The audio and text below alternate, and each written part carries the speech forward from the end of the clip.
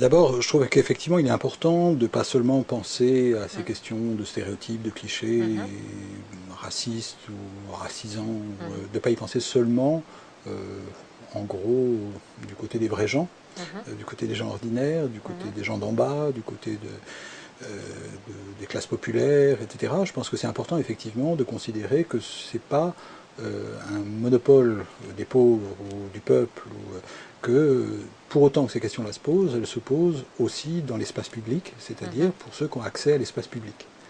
Donc ça veut dire aussi les politiques, ça veut dire aussi les intellectuels, ça veut dire aussi les universitaires, les journalistes, etc. Donc je crois que c'est la première chose, c'est que c'est important de ne pas renvoyer ce problème à un problème de classe, parce que ça permettrait de se dire qu'au fond, il y a d'une part des gens qui ne sont pas très évolués, pas très civilisés, un peu barbares, et qui sont pétris de racisme, et qu'en revanche, ceux qui ont fait des études, qui ont du pouvoir, qui ont de l'argent, seraient en quelque sorte miraculeusement affranchis des stéréotypes et des clichés. Donc ça, c'est à mon sens la première chose, c'est de ne pas transférer un problème qui est un problème dans les relations de pouvoir dans notre société pour en faire un problème de lumière, c'est-à-dire entre les gens qui seraient porteurs des lumières et ceux qui en seraient privés. La deuxième chose, c'est que, à l'évidence, ce sont des questions qui ne sont pas nouvelles, mais qui en même temps ont une grande actualité. C'est-à-dire qu'on a toujours, sans doute, eu des stéréotypes raciaux racistes, des clichés raciaux racistes, mais le fait qu'on en prenne davantage conscience et qu'on essaie davantage de les dénoncer, de les démonter, en parlant par exemple de discrimination, il me semble que là c'est quelque chose de nouveau. Est-ce qu'il y a une relation de cause à effet entre les préjugés et les discriminations, ou c'est d'un autre ordre? Je pense qu'il y a un lien. C'est-à-dire que les clichés, les stéréotypes, c'est pas simplement une question de connaissance, ou de méconnaissance. C'est pas seulement une question d'ignorance. Ça sert à quelque chose. C'est-à-dire que c'est pas seulement sur les questions ethniques, raciales, qu'on les appelle comme on voudra, ou de diversité, peu importe. On voit bien, c'est pareil lorsqu'il s'agit des stéréotypes sur les homosexuels ou sur les femmes. Donc homophobes ou sexistes, ou hétérosexistes ou sexistes. On voit bien qu'à chaque fois, c'est pas seulement quelque chose qui serait de l'ordre de l'erreur, c'est-à-dire on ne connaît pas bien, on ne sait pas bien ce que c'est que les femmes, on ne sait pas bien ce que c'est que les homosexuels, on ne sait pas bien ce que c'est que les arabes, on ne sait pas bien ce que c'est que les noirs, donc on dit des choses qui sont des clichés. C'est pas ça, c'est que en fait ces clichés ils servent aussi à mettre en place un ordre de la société, et un ordre inégalitaire. Donc il y a un lien entre la question des discriminations et la question des stéréotypes ou des clichés.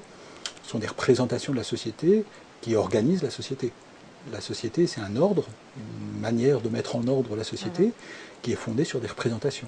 Et ces représentations, eh bien, elles sont traversées par des stéréotypes ou des clichés. Donc si votre entreprise est de critiquer les stéréotypes et les clichés, il me semble que c'est une entreprise de critique de l'ordre social. Mais du coup, l'éducation ne suffira pas, puisque ça répond comme un besoin justement de hiérarchiser les gens, en fait.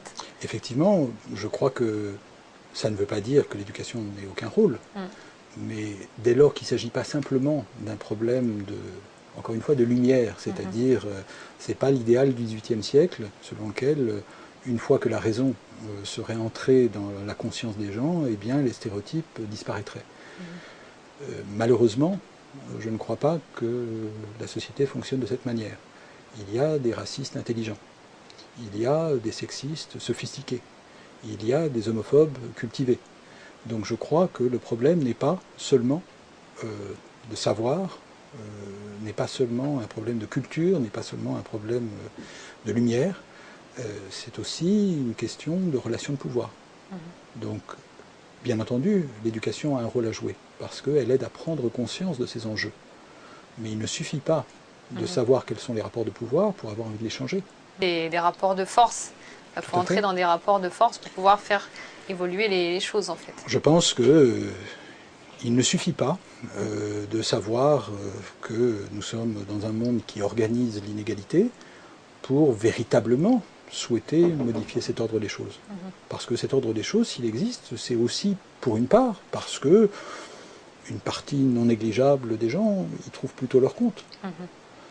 Donc il y a aussi quand même un langage qui est celui de l'intérêt, et cet intérêt, il ne peut être modifié que dans un rapport de force.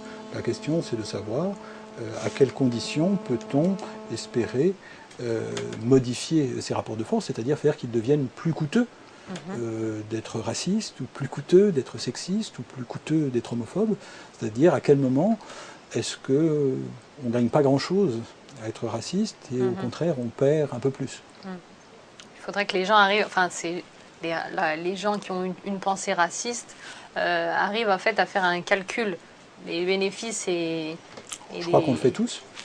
C'est pas, enfin, je pense qu'on voit bien comment il me semble que chacun peut, en réfléchissant sur soi-même aussi, voir comment il se peut qu'on ait fait certaines plaisanteries quand on avait 10 ans, qu'on pouvait trouver drôle, et qu'à l'âge adulte, en y réfléchissant, on se dit c'est pas forcément si drôle. Et une des raisons pour lesquelles on y réfléchit, c'est peut-être parce qu'autour de nous, il y a des gens qui n'ont pas trouvé ça drôle, et que donc on s'est rendu compte que on pouvait y perdre, par exemple, y perdre des amis.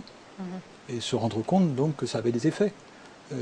Donc c'est pas seulement un intérêt au sens le plus cynique, c'est aussi malgré tout une place dans la société, c'est-à-dire est-ce qu'on est prêt à s'identifier à une vision du monde que d'autres vont détester.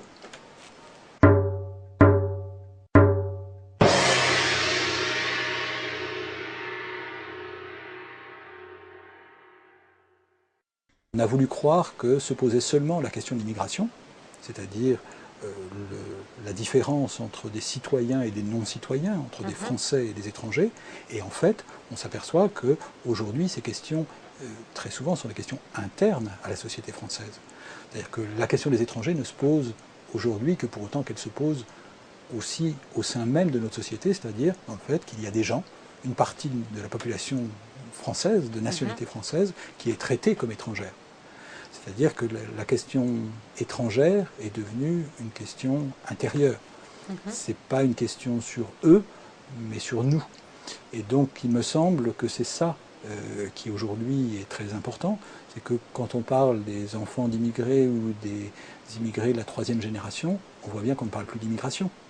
On parle en fait de gens qui continuent éternellement, de génération en génération, à être considérés comme extérieurs, comme étrangers. Autrement dit, la seule raison pour laquelle ils continuent d'être considérés comme étrangers alors qu'ils ne le sont pas, c'est bien l'apparence, la couleur de peau, c'est-à-dire le fait d'appartenir à ce qu'on appelle aujourd'hui des minorités visibles.